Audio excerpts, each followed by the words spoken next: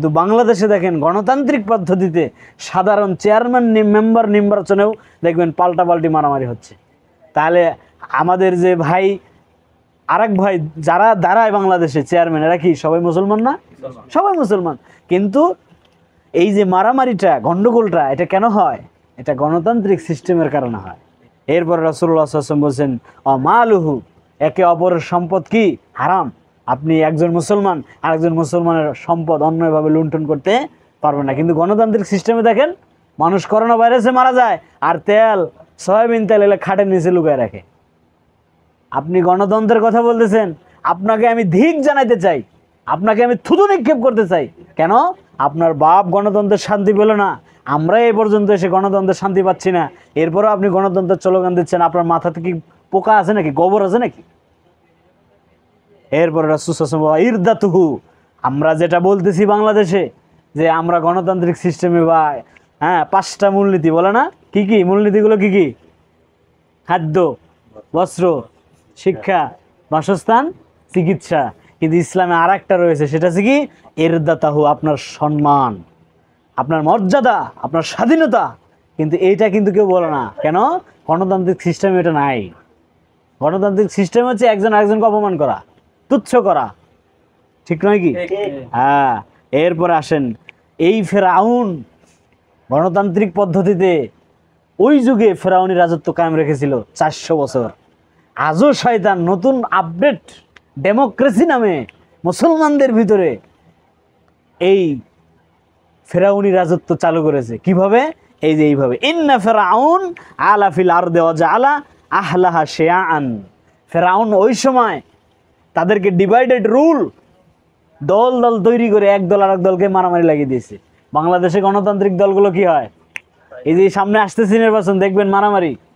কারণ এটাই হচ্ছে ফেরাউনি পদ্ধতি, একমাত্র পদ্ধতি। যেই পদ্ধতিতে ফেরাউনের যুগে 200-400 বছর রাজত্ব করেছিল ফেরাউন বংশ, ওই পদ্ধতিতেই কিন্তু বাংলাদেশে শয়তান এখনো কি করেছে? ওই রাজত্বই চালু রেখেছে।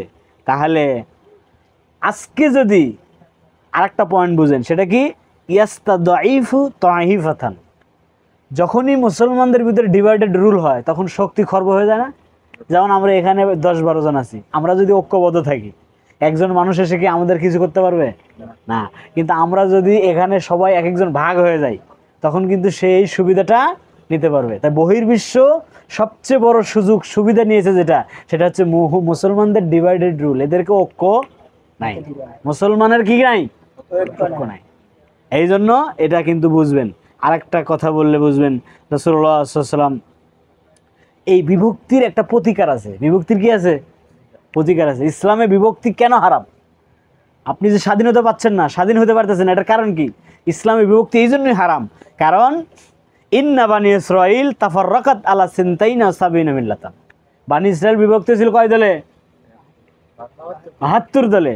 অতাফতারিকু মিন উম্মতি, আমার উম্মত বিভক্ত হবে কত? সাবিনা সালাসান, 73 দলে। কুল্লুহুম ফিন্নার, সবগুলো দল কোথায় যাবে? জাহান্নামে। ইল্লা মিল্লাতান ওয়াহিদান, একটা দল কোথায় যাবে? জান্নাতে। এবার আপনাকে আমি একটা পয়েন্ট বুঝাই, যারা এই হাদিসটার অনুবাদ বুঝে নাই। এই হাদিস কিন্তু সব দলই দলিল দেয়।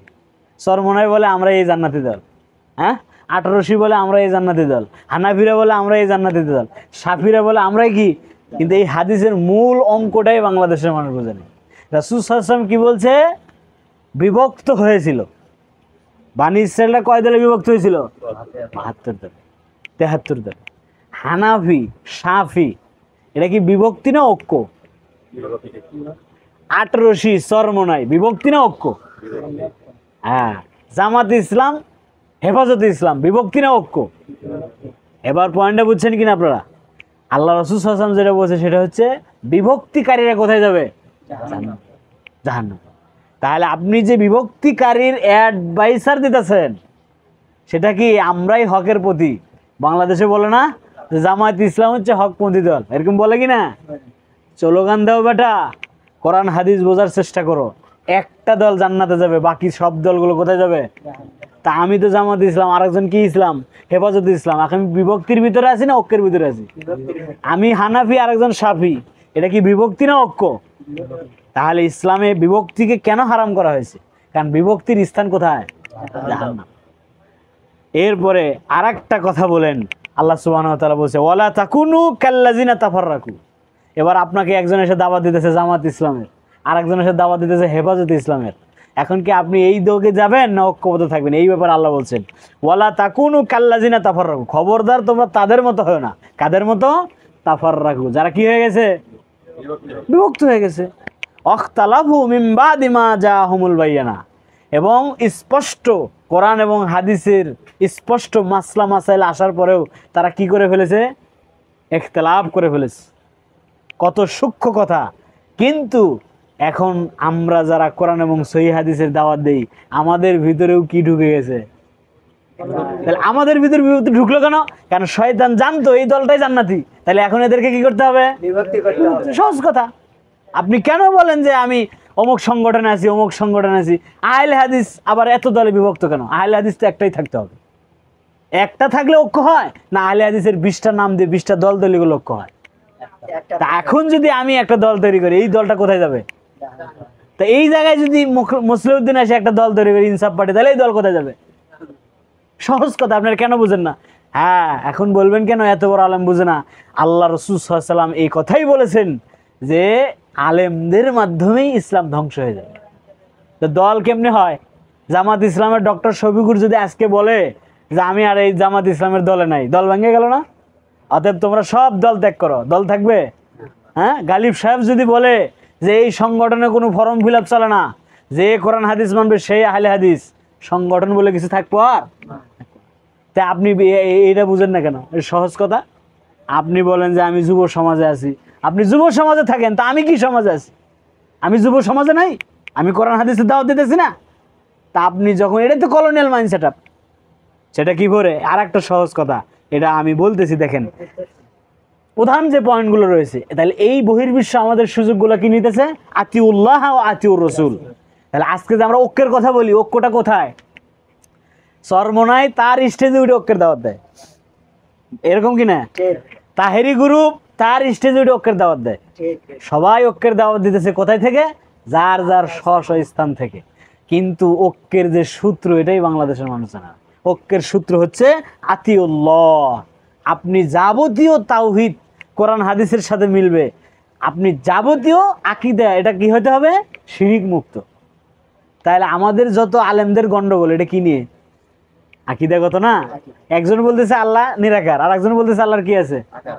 সবাই কিন্তু সবার জায়গায় কি কঠোর। তাহলে ওই জায়গা যদি না মেলে, তাহলে কি আলেম দুজনের ঐক্য হবে? তাহলে ঐক্য হচ্ছে না কেন? Divided and rule. কেন? আতিউল্লাহ। আপনি প্রথমে কার আনুগত্য করবেন? আল্লাহ। এরপর রাসূল ও আতিউর রসুল। এরপর দ্বিতীয় চ্যাপ্টারে কার আনুগত্য করবেন? বাংলাদেশে যে এত নামাজ নিয়ে বিভক্তি, এটার কারণ কি?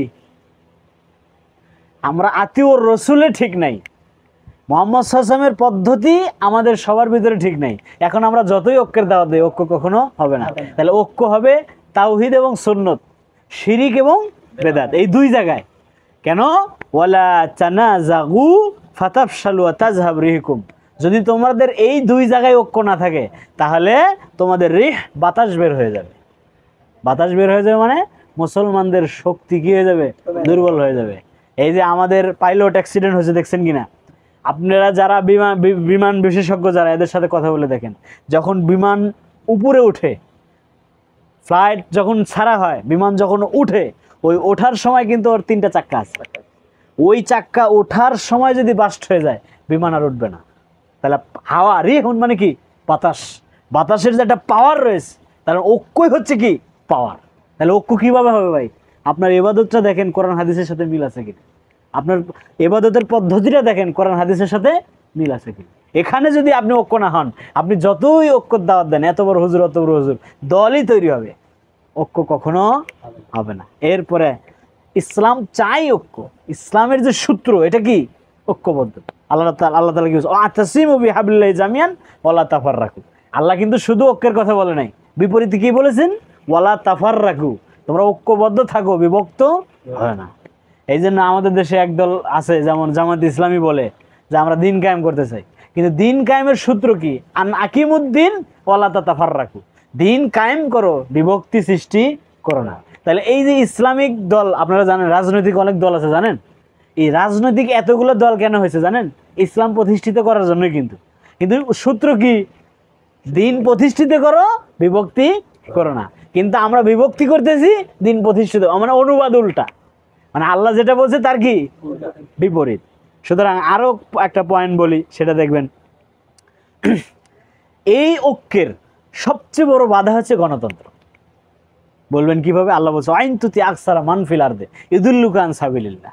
হেন আপনি যদি বেশিরভাগ লোকের অনুসরণ করেন, আজকে বাংলাদেশের যত ঐক্য নষ্টের মূল কারণ সেটা কি? গণতন্ত্র। কারণ গণতন্ত্রের মূল থিওরি হচ্ছে বেশিরভাগ, মেজরিটি অফ গ্রান্টেড। বেশিরভাগ মানুষ যেটা বলবে সেটাই কি চূড়ান্ত। এখন বেশিরভাগ লোক সিগারেট খায়, আমরা যদি সিগারেটের বিরুদ্ধে বলি এটা কখনো হবে? হবে না। আমি সংক্ষেপে শেষ করে দেই। তাহলে মূল হচ্ছে এটা।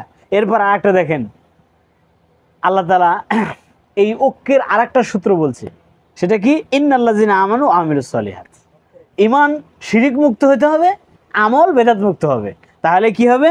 সায়াজআলু লাহুমুর রহমান উদ্দা। তাহলে তোমাদের ভিতরে আল্লাহ একটা কি দিবেন? ঐক্য তো ভিতর থেকে হতে হবে।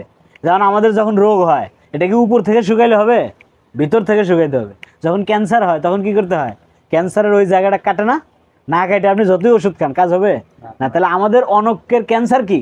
ক্যান্সার হচ্ছে আমাদের ইবাদতে তাওহীদ আছে, শিরিক আছে, আমলের পদ্ধতিতে কি আছে? বেদাত আছে। তো এই জন্য আমাদের আল্লাহ বলছে লাহুমুর রহমান উদ্দা। যখন তোমার আমল মিলে যাবে, তাওহীদবাদী হয়ে যাবে, যখন তোমার আমলের পদ্ধতি সুন্নত হয়ে যাবে, তখন আল্লাহর পক্ষ থেকে তোমার অন্তরে একটা কি হয়ে যাবে? ভালোবাসা সৃষ্টি হবে। আজকে আপনি একটা রাইট অ্যান্সার নেন, বাংলাদেশে আহলে হাদিসের ভিতরে একটা মহব্বত আছে। এটা আর একটা প্রেক্ষাপটে বুঝাই, যেখানেই আপনি থাকেন একজন আহলে হাদিসের সাথে যদি আপনার সম্পর্ক হয়, দেখবেন ভালো লাগবে। এটার কারণ কি বলেন তো? কারণ আহলে হাদিস শিরিকও করে না, বেদাতও করে। আবার এটার চেঞ্জ সিস্টেম আছে, আপনি শিরিক বেদাত করবেন বিভক্তি করে, ওটাদেরও একটা কি আছে? দিনী ভাই কয় না এরা? জামাত ইসলামরা কি বলে? দিনী ভাই। তাবলিগ জামাতরা কি বলে? সাথী ভাই। আর তরিকায়রা কি বলে? তরিকার ভাই। এই যে দেখছেন, এটারই মূল বিষয় আমি যেটা বলতেছিলাম, ইন্নামাল মুমিনুনা ইখওয়াতুন। কিন্তু আল্লাহ বলছে মুমিনেরা পরস্পরে কি? ভাই ভাই। কিন্তু সূত্র হচ্ছে আপনি ততক্ষণ ভাই থাকতে পারবেন যতক্ষণ যে যে সংগঠন করে সেই সংগঠন যতক্ষণ আছে। আপনাকে কখনোই জামাত ইসলাম দিনী ভাই বলবে না যতক্ষণ আপনি ওই সংগঠনে না ঢুকবেন, যতক্ষণ আপনি ফর্ম ফিল আপ না করবেন। এই হচ্ছে জাতীয়তাবাদ। এটাই গণতন্ত্রের কি? জাতীয়তাবাদ। যখন আওয়ামী লীগ ক্ষমতায় ছিল, আওয়ামী লীগ কী পাইছে? সুযোগ সুবিধা পাইছে। বিএনপি আসলে বিএনপি কী পাবে? সুযোগ সুবিধা পাবে। অনুরূপ জামাত ইসলাম যখন ক্ষমতায় আসবে তখন জামাত ইসলাম কী পাবে? এটাকে কি বলা হয়? জাতীয়তাবাদ। এটাই হচ্ছে গণতান্ত্রিকের মূল বিভক্তির মূল কারণ। অথচ ইসলাম কি বলতেছে? লা ইয়াহিল্লুল মুসলিম আন ইয়াজহারু আখাহু ফাওকা সালাসান।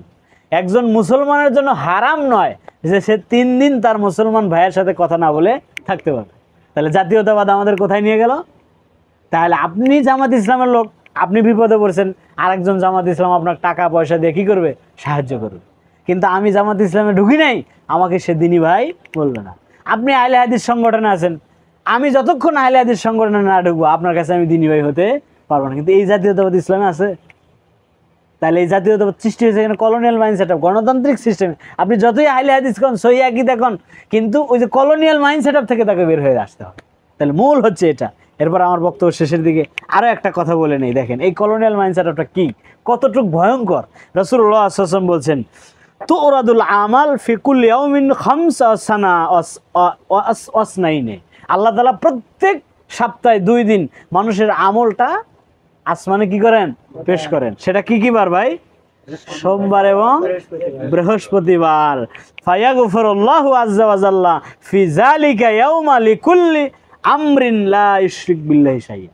আল্লাহ তাআলা ওই ব্যক্তিকে ক্ষমা করে দেন যেই ব্যক্তি শিরিকবিহীন আমল করে।